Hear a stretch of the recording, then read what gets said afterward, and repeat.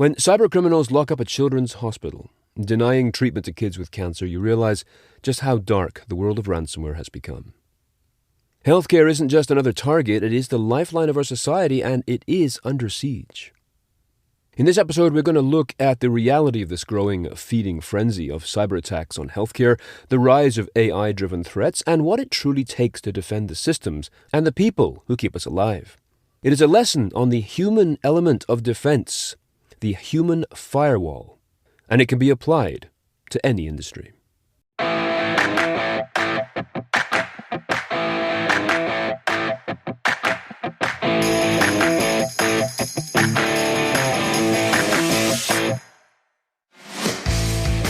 To help us gain perspective on the growing threats of cybercriminals and the many strategies available to organizations, I am joined by Dr. Adrian Mayers, Vice President and Chief Information Security Officer at Premera Blue Cross. Can I ask you just to tell us what Premera does? Where do you fit into the healthcare scenario for those who may not be familiar with your brand? Premera Blue Cross operates in Washington and Alaska, and we are a plan and a payer. So what does that mean? That means that we are the bridge, if you will, to make sure that people have access to healthcare. So we work with providers, doctors, dentists, clinicians. We work with our members to make sure that we are kind of that middle ground. So they have health plans. So we provide those health plans. We give them and provide them access to doctors. They submit a claim, we pay the claims, we pay the doctors. So truly the banking system, if you will, of U.S. healthcare. You'll hear me reference that again as we work through this, because I think it's an important point. But that's what Premera does primarily in Washington and Alaska. We've now got a description of what Premera does. So we're looking at an industry that is on the front lines of people's lives and livelihood. But we're also seeing it being an enormous target for insider threats, external cybersecurity activities, of course, and things being driven and amplified by generative AI now, of course. So what are you seeing being out there on the front lines? What have you seen in terms of the changes, let's say, in the last year or two? Because we've had cybersecurity incidents in healthcare for many, many years. But what have you seen as an alarming or completely manageable change in healthcare threats that are AI generated?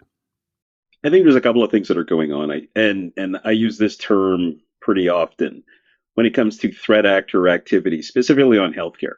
And this is coming from organized crime syndicates that are operating in cyber as well as nation state threat actors. And there's a little bit of what I like to call a feeding frenzy when it comes to ransomware and seeing from their perspective healthcare, hospitals, what have you, as legitimate targets for ransomware and for other nefarious activity. When you think about it, completely deplorable. The fact that somebody would lock up a children's hospital with ransomware where kids can't get their cancer treatments is incredible to me. So when you talk about manageability, though, we have to manage through it. We have to figure out different ways and strategies to work with this, because this is a legitimate concern, issue, challenge that requires us to rethink and revamp and then redeploy where necessary some different strategies and capabilities to fight against this, because it's unfortunately a reality. Over the last year, we've continued to see a pretty significant uptick in those attacks. And when you think about AI, generative AI coming into this, we're starting to see more sophistication. We're starting to see more thoughtfulness, more planning, more sequencing of these attacks. And that, requires us also to level up and figure out how do we leverage those same emerging technologies to protect and defend our interests and our data from these attacks. And what does the answer become? Because if you ask that question, how can we level up to this? How can we face this? Fighting fire with regards to AI-generated or just very sophisticated nation-state actors, or even the sophisticated script kiddies like Scattered Spider. I mean, young kids who are doing this. What do you see as the options? Again, as your middle point, you're not a hospital, but what are you doing to assist with the various care facilities then? Or what are your suggestions, if I may ask that question? Oh, absolutely. I think it's a great question, and I hopefully have a great answer. So here's what it comes down to. It comes down to understanding that threat actors are getting smarter, so we have to as well. So when we think about this, we have to think about it as a whole of nation issue. Yes, we are looking at it specifically from that healthcare sector, one of 16 critical infrastructure sectors, but we have to start defending forward. And I think General Paul Nakasone for this Mm. is this idea of thinking about being proactive, not just reactive. You obviously have reactive capabilities, but we have to start, and we are doing this. This is exactly the answer to the question, right? Is understand that the tactics, techniques, and procedures of threat actors, we have to partner as industry, right? So we have to work with everybody within the sector, and we also have to include government in that, whether it's state or federal. So this idea of sharing intelligence in kind of this collective defense manner. So we share, specifically at Premera, we share intelligence with the BCBS 8, so the Blues. So 33, 34 different Blues plans across the country. We're sharing intelligence. We're working with law enforcement. We're working with the intelligence community. So as we see things and as we're defending things, as we identify those indicators of compromise, we're sharing those back out. And we're also receiving those to make sure that we're able to adjust our posture correctly so that we can defend. The other piece is around raising security awareness internally and also working with vendors and strategic partners that are aligned with this mindset. When you start doing that, you start to galvanize the effort. It starts to become a phalanx of capability and hardens the entire industry against and sector against these kind of attacks. So the ability for us to share at scale is truly what starts to make the difference, in my opinion. So sharing at scale, and obviously there's a number of other organizations like CISO, for example, that are really interested in doing that as well.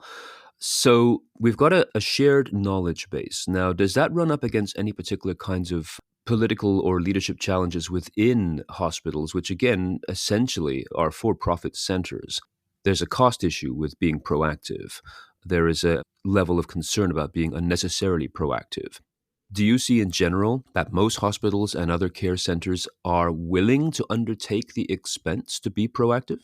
Well, I think they have to. I think as you're running a business, and Premera is a not for profit, so that is helpful. But within our organization, we've seen it as the highest priority, right? Is to make sure that our members' data is protected and secure. That is a part of the value proposition when you're engaging with these members. These members have choice. And one of the things that they expect is for these organizations to protect their information. It's very sensitive information, protected health information, right?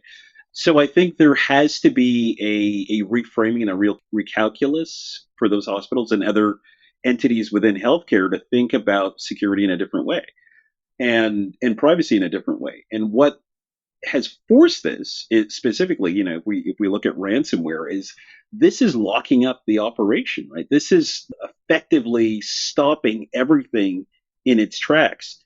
So the ability to ignore it is no longer an option. You have to deal with it. And you also have to be thinking about how are your customers, your members, your patients expecting you to react to this. So I think things have changed, right? This is no longer operating in the 70s. This is a real time thing that is now in the boardrooms. Executive leadership is talking about it. Everybody has this on their radar. So it's a different business model now going forward. And that's an excellent statement to say we're no longer operating in the 1970s, but at the same time, there's a lot of technical debt that any facilities in any industry are suffering from. The cost of patching legacy systems versus buying new ones and so forth. It's obviously an ongoing battle that can detract people from the focus of their work, whatever industry they happen to be in. So how can you influence healthcare centers to upgrading an infrastructure that continues to degrade just by age, leaving these open ports and points vulnerable? This is like talking about infection prevention for a human being. Do you take a role in advising in that area? Oh, absolutely. A very active role. And you can tell by my personality that I've got lots to say. So, one of the things I that love I it. think we've done, and others, right, within the industry, this idea of tackling legacy systems is paramount. Because if you understand the way that a lot of these threat actors are leveraging those exposures within those legacy systems to be able to launch attacks, you have to address it. But it's important to explain why.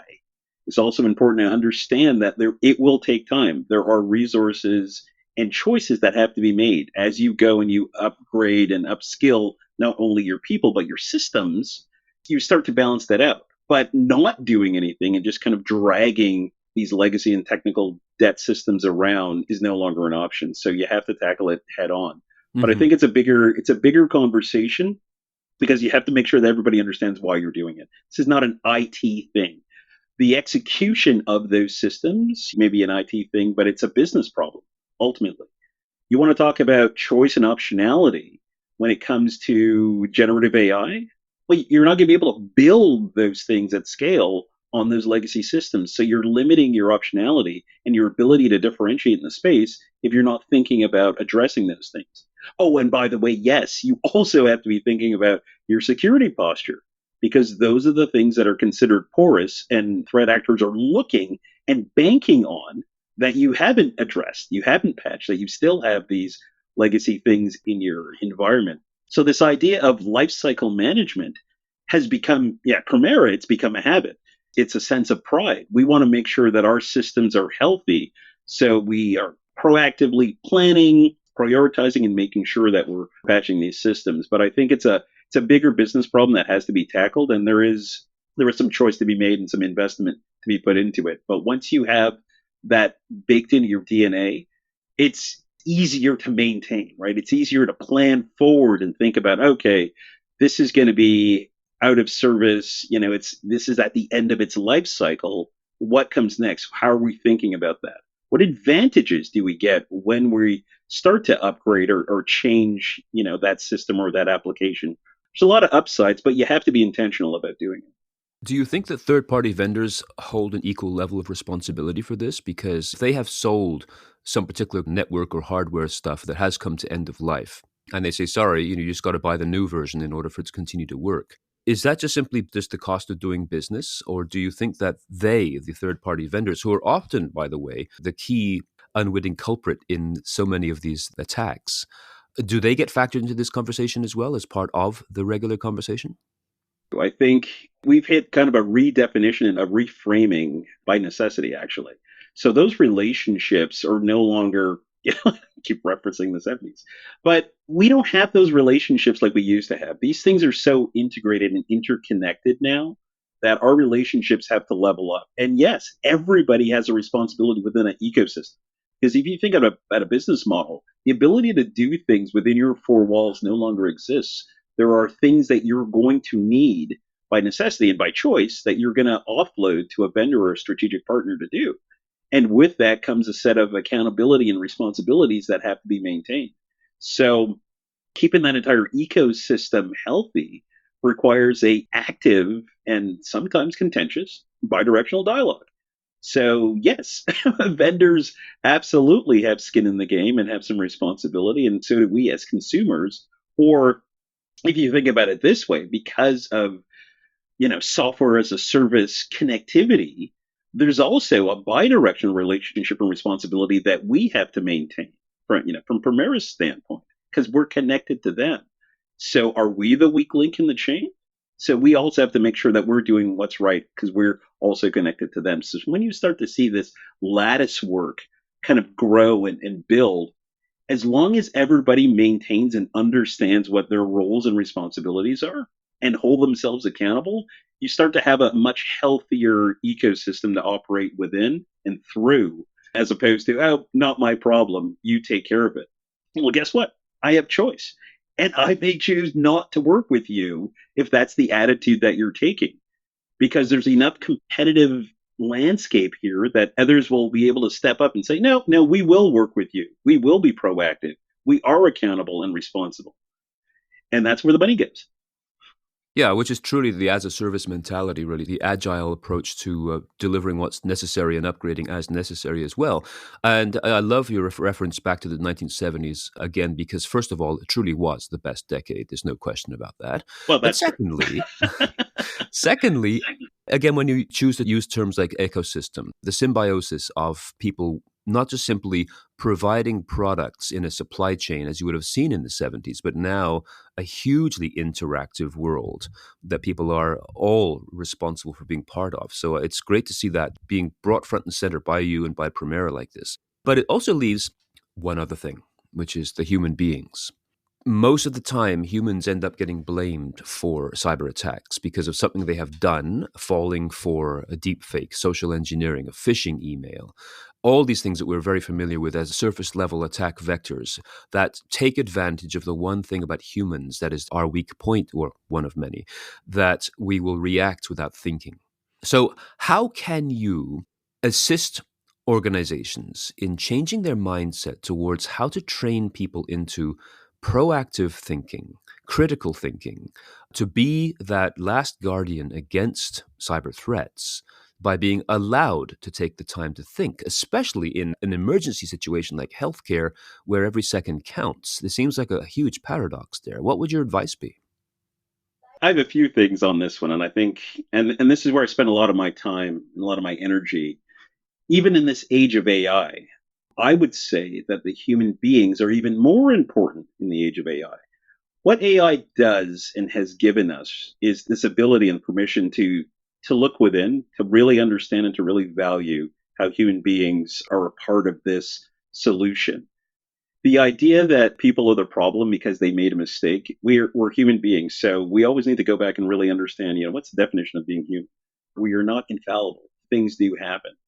So when it comes to training, when it comes to awareness, specifically at Premera, we have a really robust security awareness program I'm super proud of. And we've taken a couple of different perspectives there. Steve, you and I were talking about, kind of a humanistic approach to organization and really embracing the fact that we have people working for us, and that's a good thing.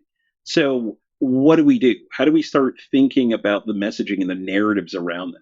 The biggest thing for us is to explain why. Why is this important? What is your role and responsibility in this? Why is security everyone's responsibility? Because when you start to take that time, you start to pause and you explain, you see literally the light bulbs going off like, oh, right, I understand. So if I do this, here's the cascading effect. If I click on this phishing email or if I enter my credentials and a threat actor gets it, they're able to do this, they're able to pivot, escalate privilege, take a foothold, exfil data. Sometimes organizations don't take the time to walk people through.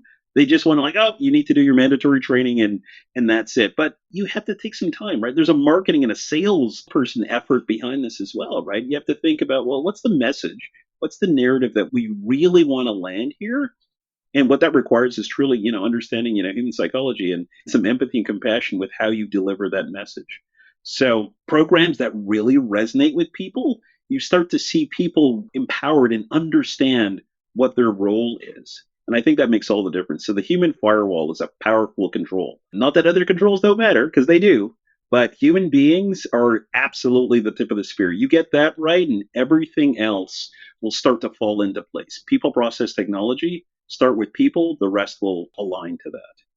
In terms of, let's say, operational resilience and incident response, how does Premera ensure operational resilience, and what perhaps have you learned from past incidents about effective recovery? What can you tell us as a story about how you have helped in a really critical situation?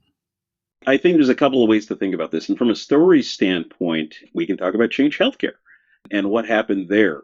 There was a lot of empathy and a lot of compassion when Change Healthcare was hit by ransomware and the ripple effect. Not only did it highlight the fact that there were nodes and nexus points within our ecosystem that when they went down, everything started to stop. Like, oh, wow, wait a sec. Change is down. So we can't do all of these things. So I think as a community, first of all, yes, we wanted to understand, well, what happened? But there was an interesting thing that also happened where people were leaning in, well, how can we help? What are the alternatives? Not only how can we help change, but also how can we start to bring back our infrastructure so that doctors can get paid, patients can be seen, people can get their drugs, pharmacies can continue to do what they need to do. All of a sudden, you started to see people thinking about alternatives, and this is what I say about human beings, right? It's just amazing the resilience and the adaptability that we have when there's a crisis. People start leaning in and they start thinking about things way outside the box to be able to solve a problem. So that's what we saw. Now, the dust starts to settle. A lot of conversations about, after the fact, how did they get a foothold? How do we validate? Who were your forensic investigators? All of these things. But after those conversations, we start to think about, okay, we need, and we've been doing this for a few years now, is this resilience mindset. Sometimes it feels like it's an overused word. Resiliency. The thing here is you have to assume that not only threat actors, but other things are going to happen to take down your service in some way, shape, or form. Remember what your promise is to your members, and for us, it's to our members and our customers, that we are expected to be online available so that they can get access to the healthcare that they need. So with that in mind, you start thinking about, how do you build resilient systems? How do you have redundancies in place? This goes beyond just normal disaster recovery or business continuity, which are truly the foundations of this concept. But when you start thinking about resilience at scale, everybody, is brought into that conversation. So you create net new playbooks around, different scenarios, ransomware being one of the key ones these days. But you start doing some more tabletop exercises. Maybe you bring in some different functions that you haven't brought in before to have a conversation. I always say, train the way you fight, fight the way you train. You create specialty teams like crisis management teams, incident response teams, comms teams that are specifically trained for when something goes bump in the night. So all of a sudden now you have all of these elements and attributes working in concert to make sure that you have this elasticity built into your business model, because you're assuming that something bad will happen. If you live in Florida, hurricanes happen there. So what do? Yes, you have things that you put on your windows and doors, because that is the environment that you're living in. So this is no different, right? We have to take on this resilience mindset, because this is the environment. This is the situation that we are living in today. So you have to learn from those situations. You have to be empathetic and compassionate. Think about what it's like to be, that CISO or that management team while you're going through this, and what would it be like if it was us? How would we do things differently? What can we learn from that? So having that resilience mindset, I think, makes all the difference in the world. And that's what we did. So as Blues, we came together. We were working with change. We were getting information. We were trying to figure out different ways to stand up different capabilities across our U.S. healthcare system. We came together as a system, and we were sharing information at scale. So these are real world things. This is no longer theoretical. This is what's really happening in real time. Like SolarWinds, for most people, do you have a particular, most memorable healthcare cybersecurity events that has happened that you always think about when you frame your mindset? It's a great question, Steve. And one of the ones that I think about, there were actually a couple of hospitals last year, and in particular, and I'm struggling to remember the name of the hospital, but it was a children's hospital that did get hit by ransomware. Lurie Children's Hospital in Chicago. Yes, absolutely. That's the one. And that was literally like crossing the Rubicon for me, right? That was the red line. I felt that, not that there was a need for me to be motivated, but that was an amplifier for me. When I saw a threat actor throw ransomware and lock up that hospital system for children, I was motivated. When I'm kind of down in the mouth, right, and I'm like, this is really hard. That's what I think about. I think about those kids needing access to their healthcare, and they can't. So I'm going to be a defender. I'm going to be proactive. I got to fight for them because they can't fight for themselves. So that's what I think about. So just as a closer, what would you like people to leave knowing more about Premera? What do they need to know about you, yourself as a speaker and an expert, but also, of course, as Premera? I think there's a couple of things. There's a reason why I work at Premera Blue Cross. Premera has, for years now, taken on a big challenge of making healthcare work better. And it means it. There's substance there. It's not just a bumper sticker or a t-shirt. All of our efforts are predicated and focused on our customers and our members. We care, and I see it. I see it every day. The people that I talk to, with the interactions that I have, and that means something to me. I could be doing other things other places, but I choose to be here because we're making a difference. It's real. And I think that's important. when you start to see the complexities and the struggles and now the targeting of healthcare, it's too much. So being at Premera has been great. The ideas that we have that we're bringing to market move the needle. One of the other differentiators from my perspective is the fact that we listen. We actually listen to our members and our customers. If there's something that we need to do differently, there's kind of a co-creation that's happening. Even as we think about generative AI products and services that we're going to be bringing to the market, it's all based on feedback as well as our own insights from data, but from interactions. Again, this isn't about technology. It's about human beings. If you remember that at the core, then you will always find yourself, kind of course correcting correctly. That is the true north. This is about our patients and members, period, full stop. This has been an absolute delight. Every word you have shared with us has value. So thank you very much for being here on the Thales Security Sessions podcast. Thank you, Steve. Thanks for inviting me. I had a great time and great questions and a really thoughtful and rich discussion. It means a lot, so thank you. Remember, if you like what you hear, be sure to subscribe and tell a friend or a colleague or all of them about the Thales Security Sessions podcasts. Not just for the next episode, but for our valuable and thorough collection of past ones. All of them on the topics that you need to know about to successfully carry on in the business of information security. We will be back again soon with another timely discussion, and until then, I'm Steve Prentice. Thanks for listening.